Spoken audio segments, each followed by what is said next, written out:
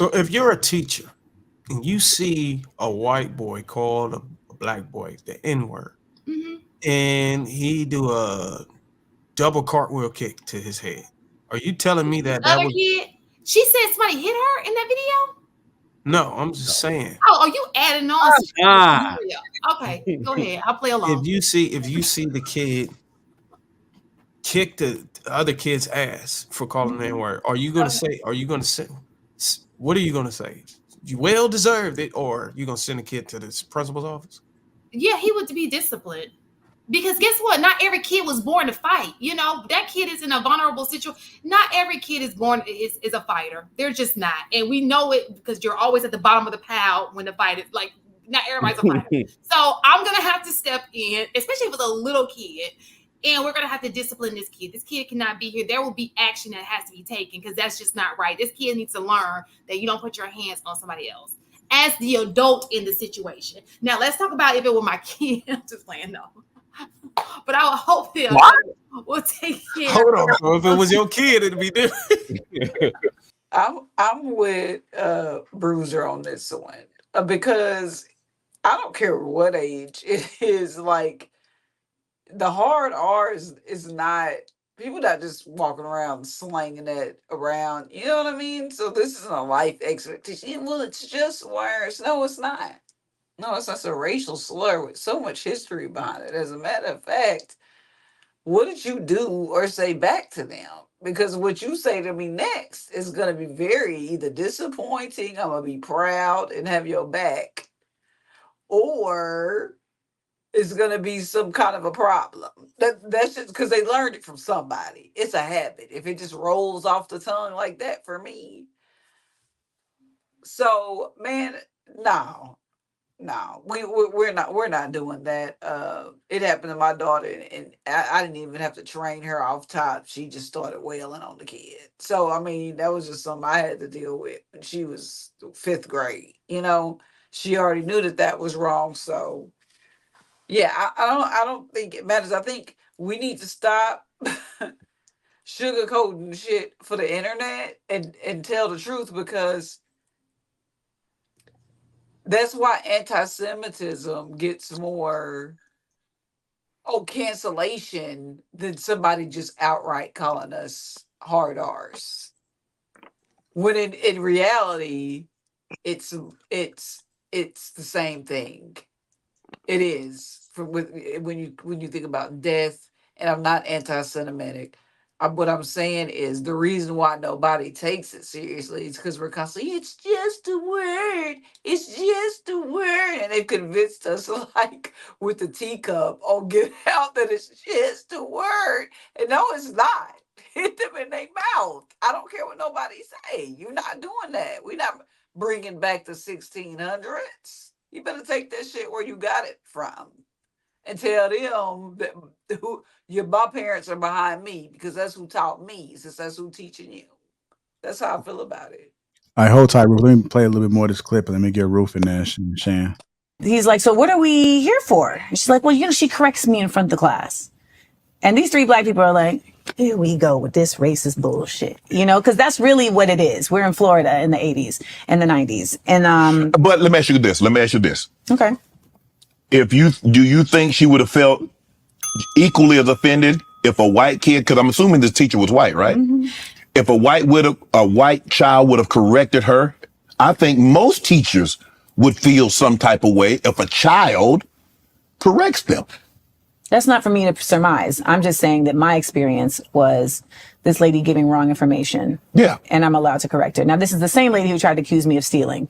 And when a white girl said, no, Amanda didn't steal it, I did. She was like, well, I think both of you need to go to the principal. Right. I'm in Orlando, Florida, which is a notoriously racist state, Florida, in the 90s. And I'm talking to you about a white woman who is speaking about black people, indigenous people, where those same indigenous people have had all of their land taken from them by former criminals that were sent there from England. And she is calling them Stone Age people. And I, as a black girl, the only black girl in her class, am correcting her. But my thing is, you're right.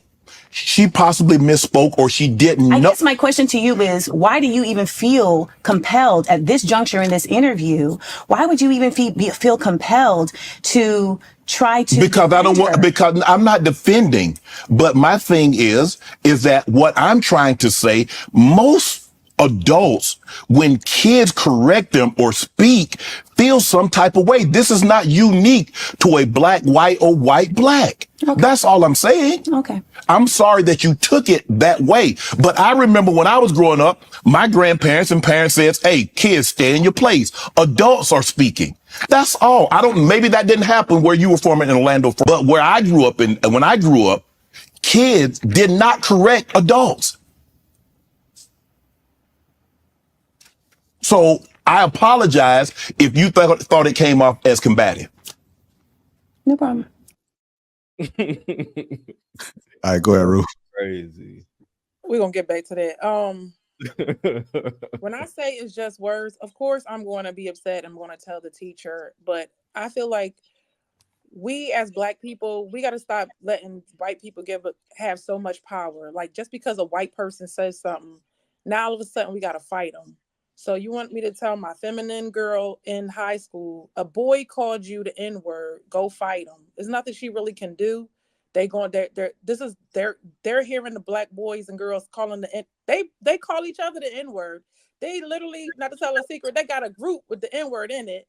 And then now we telling them they're not saying, like, we got to stop. We got to have a hard line. Like, look, we're not saying that. Y'all can't say that to us.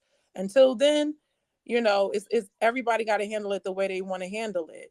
So if my daughter was to fight somebody over the N-word, she's not gonna get in trouble. But at the same time, it's like, we can't just because somebody say something to us, we got to go all crazy and go out of control and hit them and think that that's okay. Because in real life, that's not really how it go. I was walking down the street, some lady was saying something like that. She said the N-word or whatever. I've been called the N-word, and what am I gonna do? Just put up my dukes and just start fighting people? No, I'm not gonna do that. I'm going to mind my business, go on and say you're nobody to me, and keep it moving. That's what I mean by that. Like, take the power out of it. That they just because they say something, we got to get all emotional. We don't have to react that way. And if everybody chooses to react a certain kind of way, then that's fine. But have you been to the schools when something happened? They're not really doing nothing about nothing. They're really just trying to write your child up for every little thing. So this is another reason to go to the school for me. So that at this point, I'm just like, yeah, I'll just graduate. That's all. Ruth, have you ever been in a fight in your life? Yes, very much so. When you was younger? Yes. Okay. I fought 3 times a year. But and that's why I say that, because I let them say whatever they were saying, and then I let it build up. And then the day I was ready to fight, I end up calling them a word. I always call them the B word. And I was like, oh, that's what I'm doing wrong. Every time I'm getting the B word, we start fighting. And that's how it happened every time. So that's why I said, if I just decide, like, look, if they ain't never hit me, I don't hit them. If I don't say certain things, I don't let it get escalate, then I can just walk away. But we don't know how to de-escalate. We just keep going on, and then it becomes a problem. But when the black kid and the white kid is fighting, now your kid got a suspension, and then they never tell you what they did with that white kid, which probably was a slap on the wrist. Okay. But if your black kid call a Jewish kid something, they'll probably get expelled. You do realize that, right? Right. With no violence at all.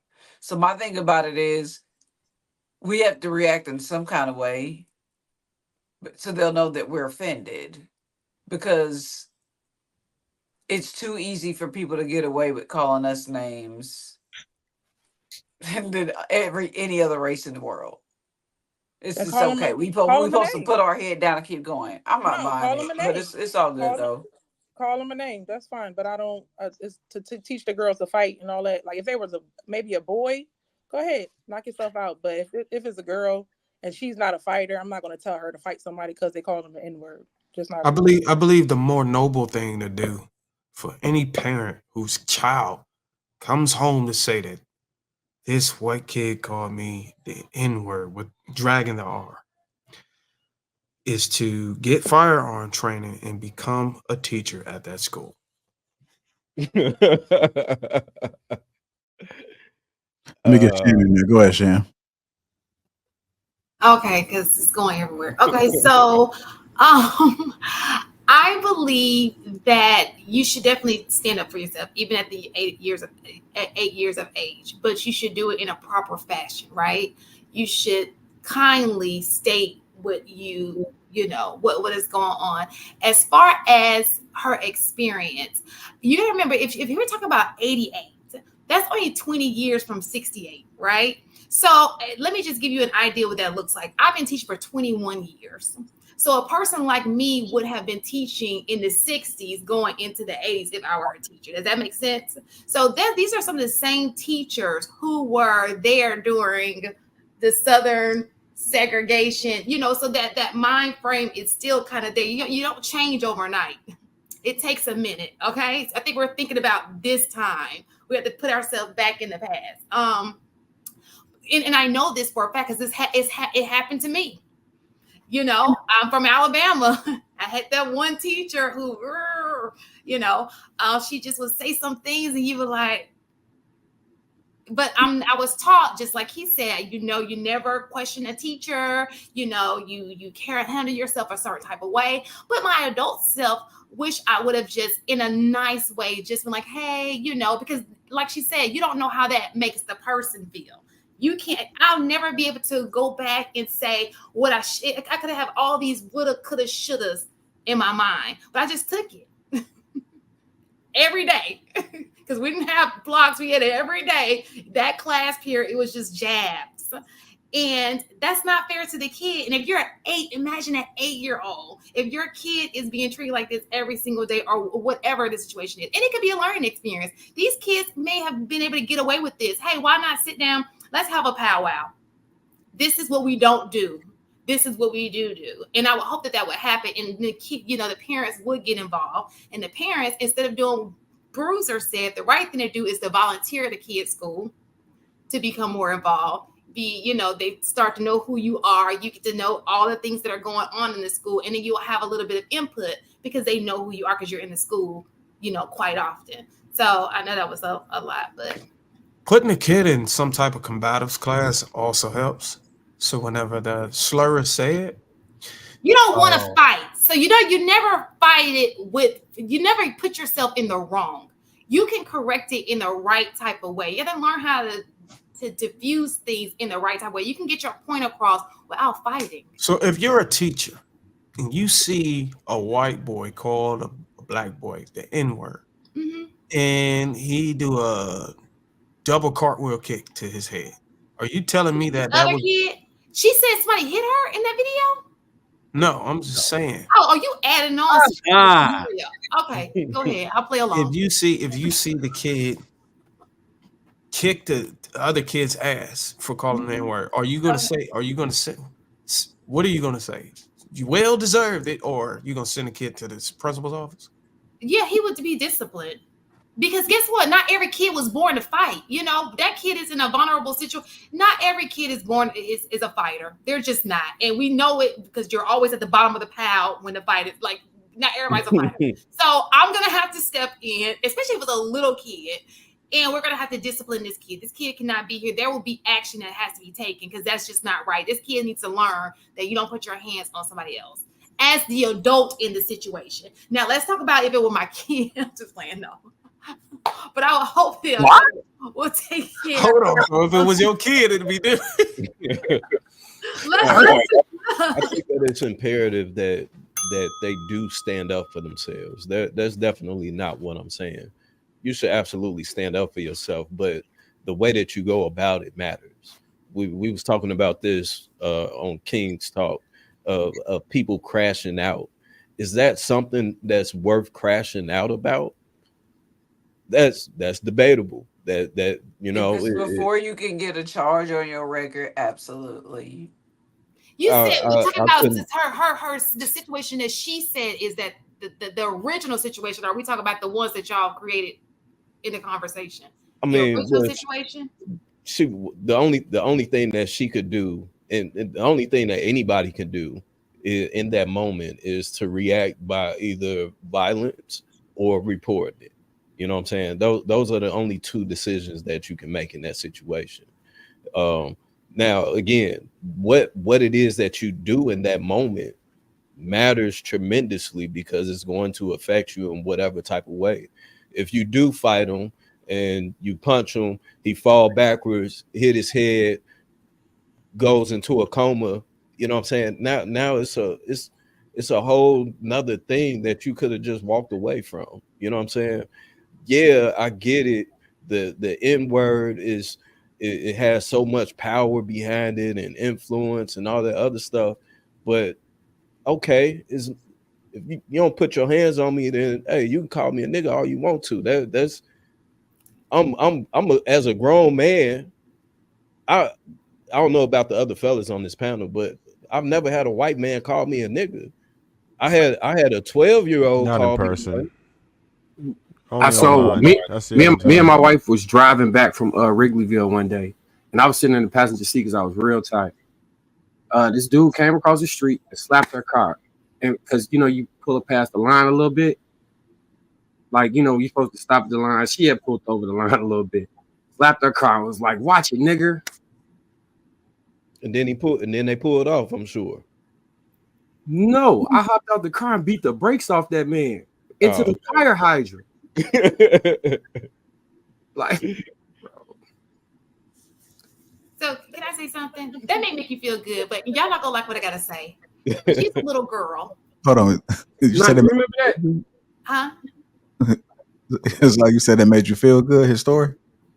No, I said that may make you feel good. Him Oh. doing that may make him feel First thing good. that made me-